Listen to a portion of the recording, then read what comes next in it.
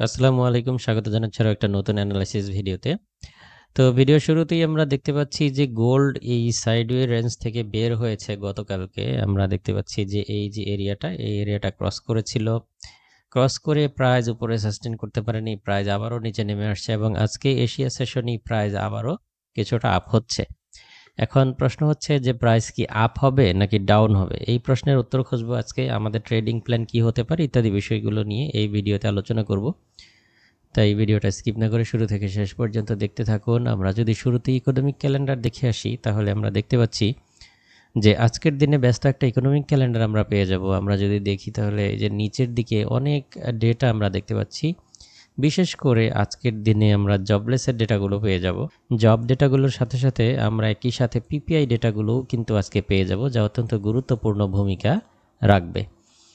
তো PPI data নিয়ে যদি আলোচনা করি তাহলে আমরা দেখতে পাচ্ছি যে পিপিআই ডেটা হচ্ছে অর্থাৎ পিপিআই কিছুটা বাড়ার প্রত্যাশা করা হচ্ছে, কিন্তু এর আগের বার যখন পিপিআই রিলিজ হয়েছিল তখনও বাড়ার প্রত্যাশাই করা হয়েছিল, কিন্তু পিপিআই আমরা দেখেছি যে প্রত্যাশার তুলনায় কম আসছে।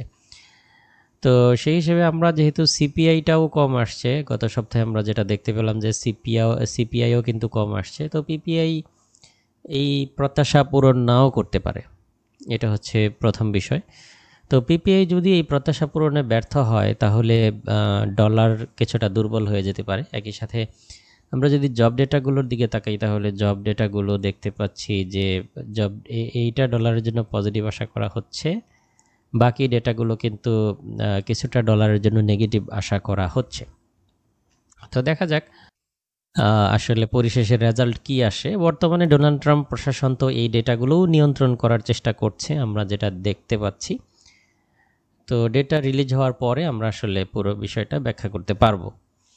তো তার আগে আমরা যদি দেখি যে টেকনিক্যালি গোল্ড, আমরা যদি বর্তমান যে পজিশনটা রয়েছে সেটা হচ্ছে যে 3360-61 এই যে লেভেলটা, এটাকে টেস্ট করতেছে গোল্ড।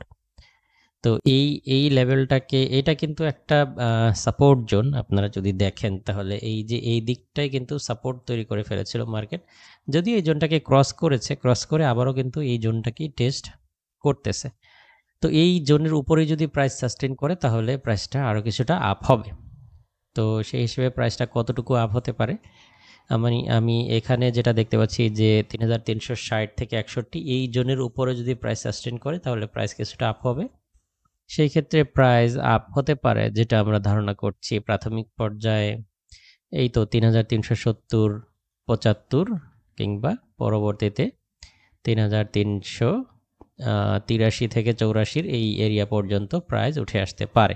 তো এই মোটামুটি এই হিসেবে আমরা যেটা করতে পারি, আজকে বেশ কিছু পয়েন্ট থেকে আমরা আসলে বাই সেল করতে পারি। সেই পয়েন্টগুলো আমি আপনাদের সাথে শেয়ার করছি। তো এখানে আমরা যদি প্রথমেই একটা ট্রেন্ড লাইন ড্র করি, ছোট একটা ট্রেন্ড লাইনের মতো যদি ড্র করার চেষ্টা করি তাহলে দেখতে পাচ্ছি যে প্রাইস এই এরিয়াটাকে রেসপেক্ট করছে বা এই ট্রেন্ড লাইনটাকে রেসপেক্ট করার চেষ্টা করছে। প্রাইস এখান থেকে একবার রেসপেক্ট করেছে, এর আশেপাশে একবার করেছে, এখানেও করেছে, এখান থেকেও করেছে। তো সেই হিসেবে এই ট্রেন্ড লাইনকে রেসপেক্ট করে পুনরায় প্রাইস আপ হলে হতেও পারে। তো যেমনটা বলছিলাম যে এই এরিয়াটা হচ্ছে 3357 থেকে 3361। ঠিক আছে, আমি এখানে প্রাইসগুলো নোট করে দিচ্ছি। 60-61। তো এই যে জোনটা 3355-56 থেকে 3360-61 উপরেই যদি প্রাইস সাস্টেন করতে থাকে তাহলে প্রাইস কিছুটা আবারও আপ হবে। সেই হিসেবে আপনারা এই জোনের উপর থেকেই বায়ের দিকে থাকতে পারেন। আর যদি এই এরিয়াটা ক্রস করে ফেলে তাহলে প্রাইস ডাউন হবে, ডাউন হয়ে আবারও আমাদের এই যে নিচের যে সাপোর্ট জোনটা রয়েছে এই সাপোর্ট জোনকে টেস্ট করতে পারে। এই সাপোর্ট জোনটা আমি মার্ক করে দিলাম। এই সাপোর্ট জোনটা টেস্ট করতে পারে। এই প্রাইসটা হচ্ছে 3340-42 এই এরিয়াটা। তো এখন যেটা করা যেতে পারে, প্রাইস বর্তমান যেভাবে মুভ করছে সেটা হচ্ছে যে এখন আপনারা এখানে আপনাদের ট্রেড প্ল্যানটা এইভাবে সাজাতে পারেন।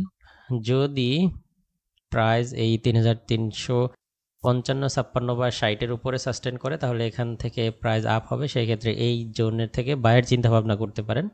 আর প্রাইস যদি এই জোনটাকে ভেঙে দেয় তাহলে হচ্ছে আপনারা বাই চিন্তা ভাবনা করবেন এই 3340-42 আশেপাশে আসলে, এর আগে না।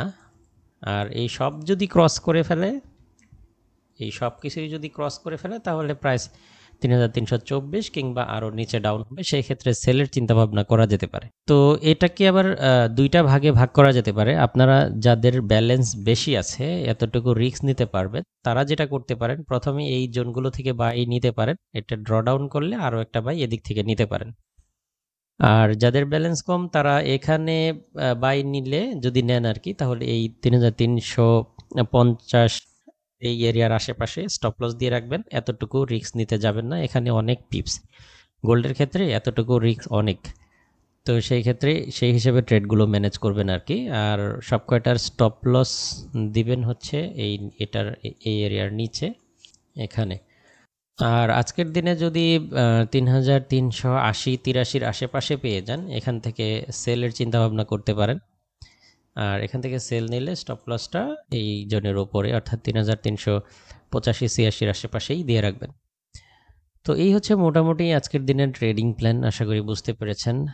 তো আমি যদি আবারও আরেকটু সহজভাবে বলি, যাদের ব্যালেন্স কম তারা এই সমস্ত এরিয়াতে যদি প্রাইস সাস্টেন করে তাহলে বাই নিতে পারেন, স্টপ লসটা একদম এখানে টাইট স্টপ লস দিয়ে রাখবেন।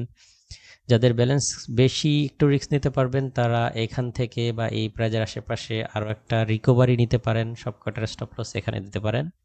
3380-র আশেপাশে সেলের চিন্তা ভাবনা করতে পারেন, অবশ্যই ক্যান্ডেল কনফার্মেশন লাগবে। তো এই হচ্ছে মোটামুটি অবস্থা। আবার এখানে 3370-এর যে এই যে এরিয়াটা রয়েছে, এখান থেকেও সেল আসতে পারে, সেটা নির্ভর করবে যে ওখানে ক্যান্ডেলগুলো কিভাবে রিয়েক্ট করছে। মানে এখান থেকেও যদি সেলিং কোনো কনফার্মেশন পান, তাহলে এখান থেকেও 3370-75-এর আশেপাশেও সেলের চিন্তা ভাবনা করতে পারেন। তো এই হচ্ছে মোটামুটি অবস্থা। আজকে অনেক ডেটা রয়েছে, তো একটু সাবধানে ট্রেড করবেন। সবার জন্য শুভকামনা রইল। আল্লাহ হাফেজ।